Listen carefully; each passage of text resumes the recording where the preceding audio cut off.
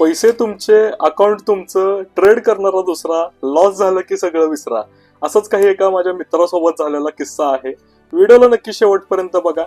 त्याच्या ऑफिसच्या कलिगने त्याला एक रेफरन्स दिलेला होता की या व्यक्तीकडे अकाउंट हँडलिंगचे सर्व्हिसेस तू जॉईन कर. ते लोक डेली आपल्या अकाउंटमध्ये ट्रेड करतात. जो काही प्रॉफिट होईल त्यामधला 50% आपल्याला त्यांना शेअर करावं लागतं. सो यांनी सुद्धा ती स्कीम जॉईन केली आणि छान असे प्रॉफिट झाले. त्यातले 50% त्यांनी त्यांना देखील शेअर केले. पण ज्या दिवशी लॉस व्हायचा त्या दिवशी मात्र काही शेअरिंग व्हायची नाही. शेअरिंग ही नेहमी प्रॉफिटमध्येच व्हायची. आणि एक दिवशी असं काही झालं की लोजिंग स्ट्रीक चालू झाली आणि 60 ते 70% ड्रॉडाऊन पडला 15 ते 20 दिवसांमध्ये. आणि नंतर यांचे डोळे उघडले, यांनी ती सर्व्हिस थांबवली. आणि नंतर ज्यावेळेस त्या लोकांना विचारलं की हा लॉस कोण आता भरून देणार, त्यावेळेस ते बोलले कोण तुम्ही.